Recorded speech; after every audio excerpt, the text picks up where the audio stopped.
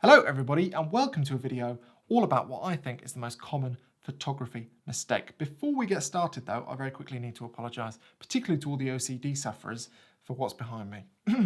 I've run out of frames, as you can see. I have ordered more now, but yeah, the wall is in no way symmetrical. It's going to look amazing eventually. There'll be frames all across there. It's going to be a bookcase, lights, the lot, but at the moment it looks annoying. So I'll crack on, I'll get on with it so that you don't have to look at it for longer than you need to.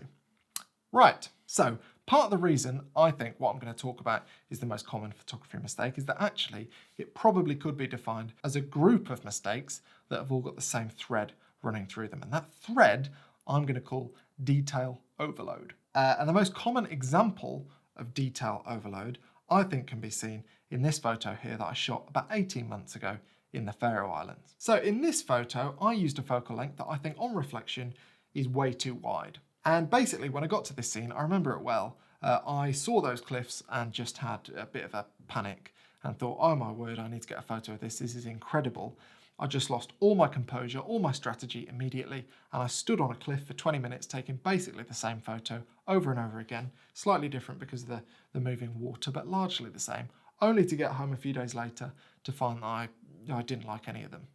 I thought they were all useless, and the reason is that I'm too far away from the interesting stuff in the scene. You can see rough water pretty much anywhere in the world. You can't see cliffs like that anywhere else in the world, or there are fewer places you can see cliffs like that. And therefore, it makes sense that the cliffs become the subject. They are the point of interest in the frame, and I didn't really appreciate that when I stood on the edge of that cliff, and consequently, I decided to include way too much water, and because of that, I'm way too far away from the cliffs and the impact of them is lost. And what I should have done, probably, is taken a landscape shot with a much tighter focal length, and I still could have got the detail of the rough water, waited for a big wave to crash over the rocks that are closer to the cliffs. I didn't do that though, and well, I massively regret it. Now, when we start out in photography, chances are if we take it fairly seriously, then sooner than later we'll come across the phrase, if your photo's not good enough, you're not close enough. It becomes kind of second nature to lots of us that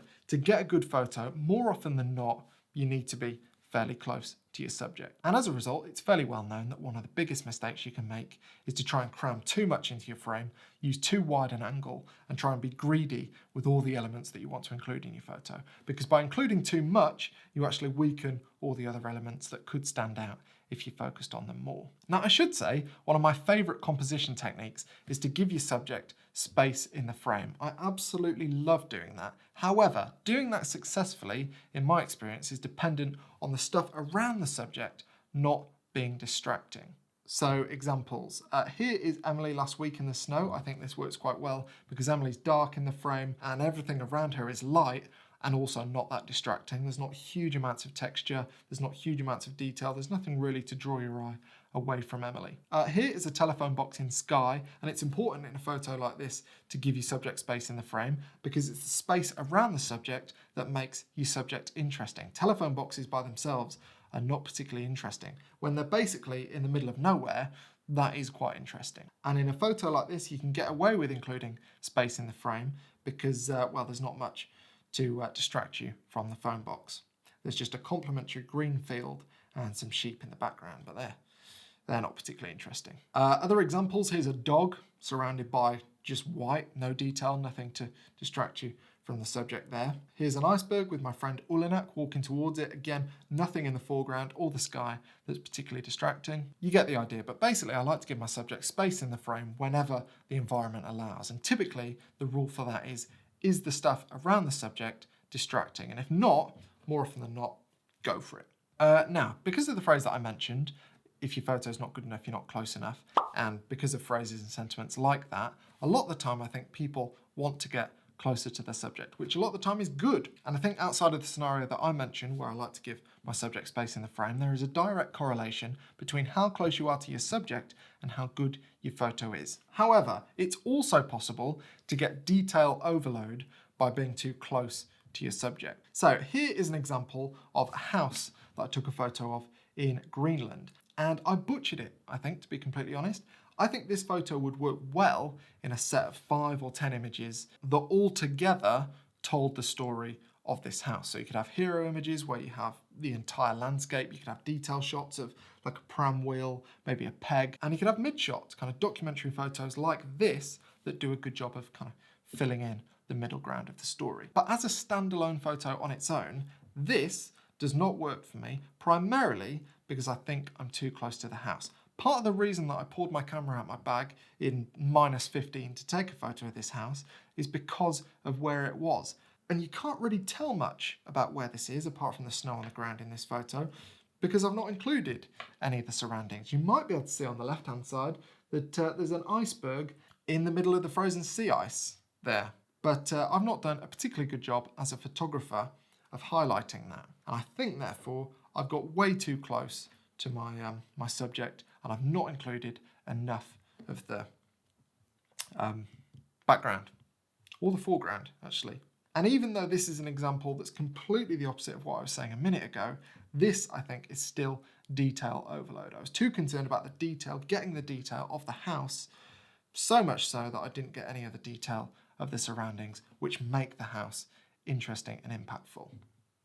Same mistake, two examples at completely the opposite ends of the spectrum. So yeah, focal length choice and composition choice obviously play a huge part in how we make our photos interesting and impactful. They're not the only ways, though, that we can overload on detail. So another very common way we overload on detail, if I try and find an example, is contrast. And I think it's at least in part because of modern cameras. So for the past however many years, dynamic range has been something that's included in the marketing spiel of cameras more and more. This camera gives you 14 stops. This camera gives you 14.5 stops. This camera gives you 15 stops of dynamic range. And we see loads of marketing images, for example, where you've got like black shadows and the details get recovered from those black shadows, and it does look incredible. Similarly, we see loads of photos of blown out skies and the details get recovered from those. Loads of incredible clouds just appear as soon as you move the highlights down. Incredible stuff from modern cameras. I think, though, what that has resulted in is us wanting to boost the shadows and bring down the highlights in pretty much every photo we shoot. And again, I can be a bit of a stickler for it, particularly if I'm shooting in really bright conditions where I've got the sun behind me. I love to just cram everything into the middle of the histogram, really raise the shadows, really bring down the highlights, and just have all the tones laid out bare for everyone to see.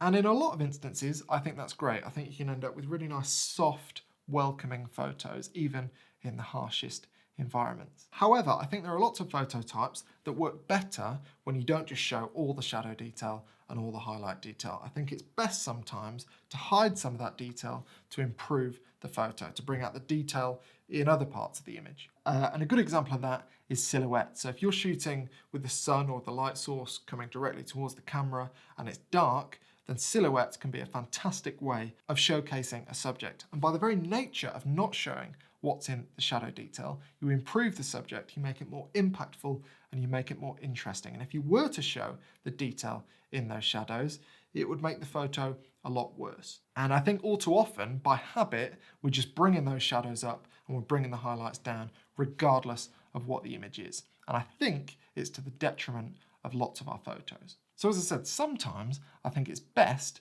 that we try and seek the shadow detail out of our images and the highlight detail, and we bring those all together in the middle of the histogram. The important thing is to remember that that won't work for all images, and it won't improve all images.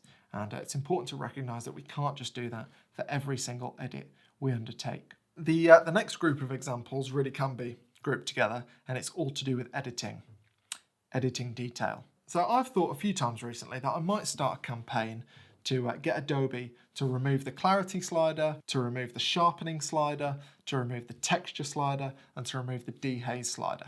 I really don't think for most images they're necessary at all. Fine, have them as local adjustments, but you don't really need them for global adjustments for that many images at all, in my opinion. You might disagree. So it's pretty common, particularly when you're just starting out in photography, that you overdo it on your edits all the time. You go way too far with the sharpness, with the clarity, with the texture, with the dehaze if you're using Lightroom. If you're not using Lightroom, the program that you're using probably has similar sliders and you're probably going way too hard on them. And there are lots of remedies for this. Some people suggest that you should only go to half of what you actually think you need, and that's probably about right when you're just starting out. I would suggest that when you're editing your photos, you go away from your computer. Every time you think you've got an image that you're happy with, come back to it, and you'll be surprised how many times you think, ooh, that's too much, and you have to tone it down, and you keep doing that. And when you get back to your computer, you're happy with what you've got. The other problem, though, with these detail enhancing tools, I find, is that people like to apply them globally. And unless you've got an image that's very consistent throughout in its tone, unless it's focused front to back, unless it's consistent all the way through, chances are you're not going to want the same level of sharpening, the same level of clarity, the same level of dehaze or texture. You're not going to want consistency through your entire images for all of those things most of the time. And therefore, I would suggest that whenever you're using those sliders, stop unless you've used the brush tool or the gradient tool or any other local tools that you might use, because using those things locally is definitely the way to go. And I would argue that by using them globally, we are overloading on detail. And finally, colour.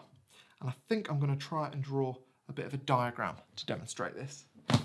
Need a Sharpie, bear with me. Right, most of us, when we're editing our photos, we are trying to stay somewhere on this spectrum, for the most part. This spectrum runs from real to realistic. And when we import our photos into whatever editing software we use, we're somewhere about here. The photos that we have aren't real because every camera uses different color science, we're using different lenses. We've not taken a photo that we've actually seen with our eyes, probably. So we start somewhere here with our imported RAW or JPEG, whatever we're using. And while we're editing, we're aiming to stay within the bounds of realistic, particularly when it comes to color. Now, here is a photo I took a couple of months ago in the Lake District. Here's the original, and here is what I did with it. Now, I would argue that while this color isn't real, it's realistic. The colors could have looked like that, and therefore I think what I've done with the color is enhanced the photo. But when it comes to color, you can very quickly go into the realm of unrealistic, and at that point, your photo can start to lose impact. Not really left anywhere for unrealistic on this diagram, just sort of. Unrealistic is just past that line there, just sort of over here. Now, there are lots of people doing amazing stuff with photography that doesn't look particularly realistic, and that's absolutely fine. But for the most part, if we're taking photos outdoors of mountains, things like that, we want our photos to look, at the very least, realistic. And with colour, just as with sharpening and contrast and the other things that we've talked about, it's very easy to go over the realistic threshold. Yeah, the realistic threshold. Look at the state of this. If you can make sense of that, that is just fantastic, because I'm not sure I can. Anyway, hopefully that makes sense. Basically, that encompasses all of what I wanted to talk about today. Detail overload and trying to avoid detail overload in all its guises, I think, is crucial, really, to improving your photos. And it should be avoided if you want to avoid what I think is the most common photography mistake. Thank you so much for watching. Please subscribe if you don't mind, if you've enjoyed this or got something from this. And failing that, please like the video. That always helps as well. I really appreciate you watching. I'll see you soon.